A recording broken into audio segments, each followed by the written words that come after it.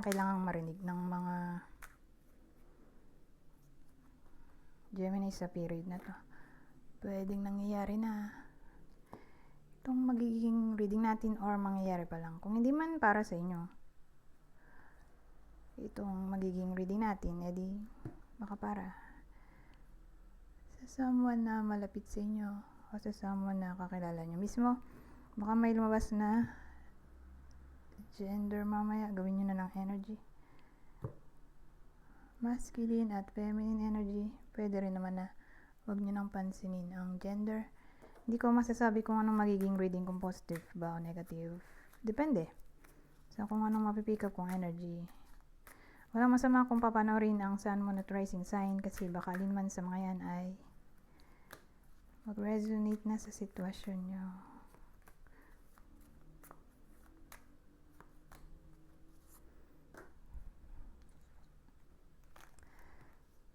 Dapat pala 3 lang. Naku, baka magtagal ako nito. Hindi. May clear lang yung video natin. Pwede magtagal. So, na meron.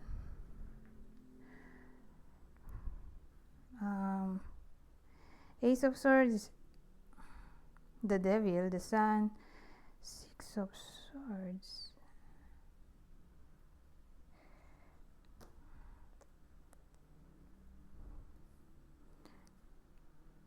So, ano kaya itong the Devil?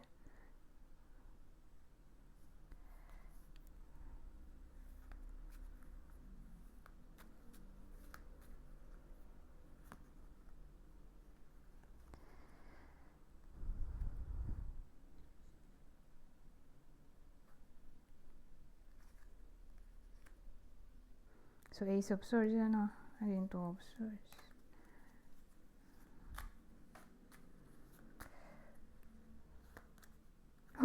Double 2. Isa na lang yan.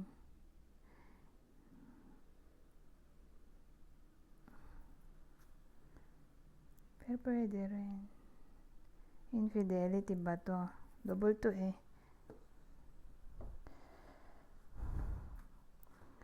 Tingin ko infidelity plus the Devil. So, partnership. Tapos may the Devil.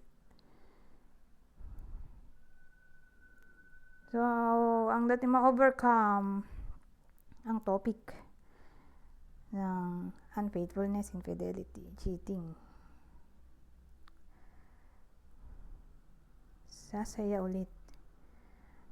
At makaka-move on sa nangyari. So, ganun ang dating. Whether nangyayari na to o mangyayari pa lang. Pero tingin ko nga unfaithfulness yung nangyari sa senaryong to.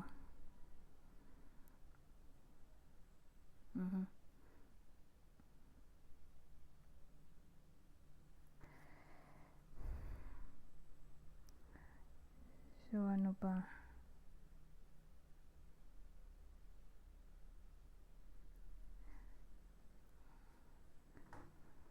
Yun na lang.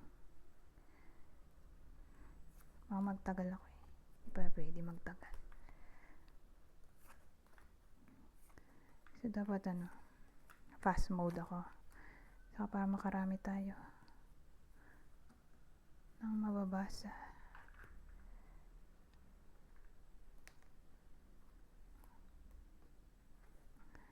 Maikli lang kasi yung video ko ngayon eh.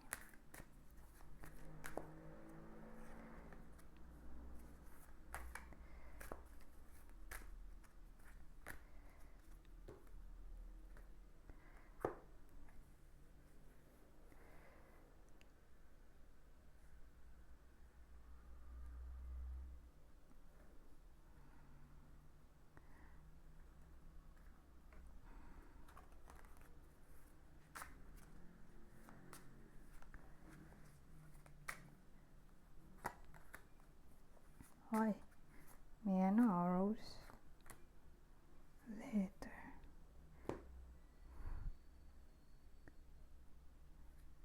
Ayusin ko lang ha. Sandali. Gusto natin to. Sige. Basahin ko na. The ringmaster of scrutiny. Discernment, clear visions, details, the dragon's jewel. Inner conflict, morality, conscious choice. Ito, Rose.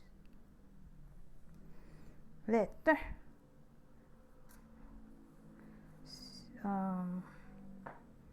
Since may Rose tayo dito,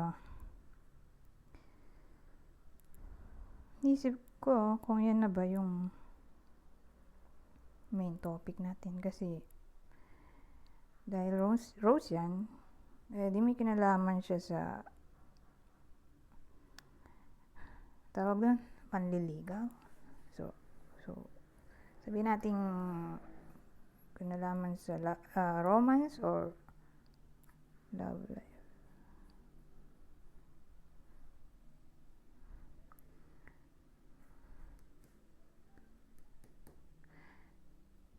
Excuse me. Hindi kayo. Well, ang dating kasi sa akin, may mensahe matatanggap ang iba sa inyo mula sa love interest. Whether someone new yan or ex-partner. May iba sa inyo na maaaring yun nga, makatanggap ng mensahe mula sa love interest. Kasi may discernment dito Ibig sabihin, kailangan pag-isipang maigi. Kasi, kaya naman lumabas yung discernment, meron kasing inner conflict. So, ibig sabihin, may awareness or intuition na may something wrong. Either aware na nga or malalaman pa lang sa intuition. Kutob. So again, kailangan ng discernment. Lalo na kung in a relationship na yan or may mga history na ng red flag. Siyempre, kailangan talaga mag-isip. Kailangan mag-investigate, maging mabusisi. Pag-isipang maigi. May entertain ba ang message mula sa love interest na to? Okay? Sabihin,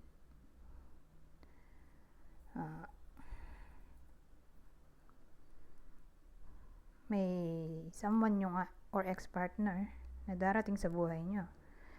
So, whether in a relationship yung nanonood or single siya, kaya lang may sabit yung love interest. Or nakakakutob siya ng red flag. Pag-isipang maigi, ha? So, sa topic ng romance, pag-isipang maigi dahil ayun nga, may dito, problem. May inner conflict kasi doon. So, or conflict sa morality, depende. Kailangan ng conscious choice. So, depende, ha? Pag-isipang maigi kung re-replyan, kasi mukhang mag-message, makaka-receive ng text, chat, email, or who knows. Baka literal na letter. Wala nga dito sa love interest. May darating na love interest. Ilang minuto na to? Na yun na.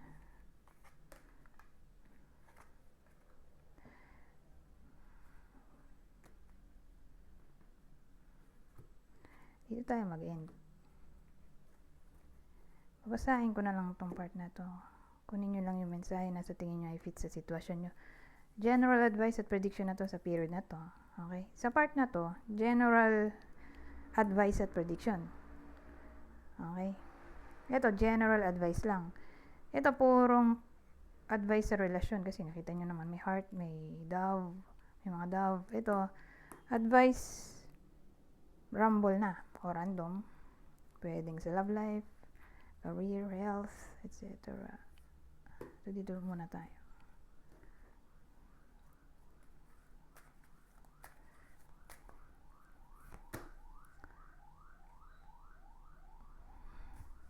Teka, i-zoom ko to. Ayan. So, sabi, always expect the unexpected.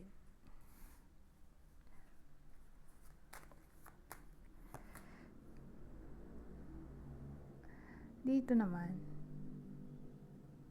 ang sabi, don't let your focus close you to new ideas.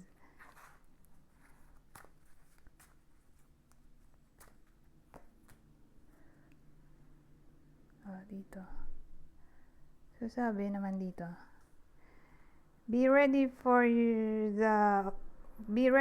the opportunity you've worked for. Saan yung isa pang deck?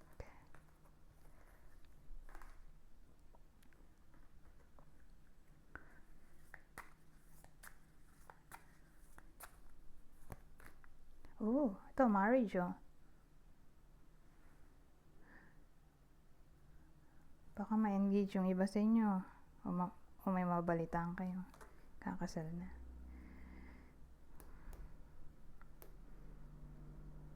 So, kung kasal na talaga, di asahan natin ng harmony.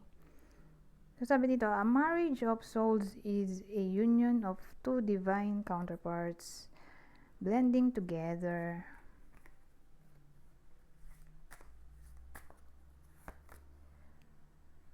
Ito. Basahin ko na lang pala talaga para mabilis. Boundaries.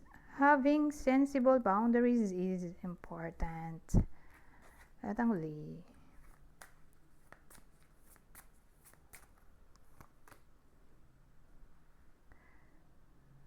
sabi naman dito, remarkable. Notice everything remarkable about your relationships. Anyways, hanggang dito na lang. Goodbye for now.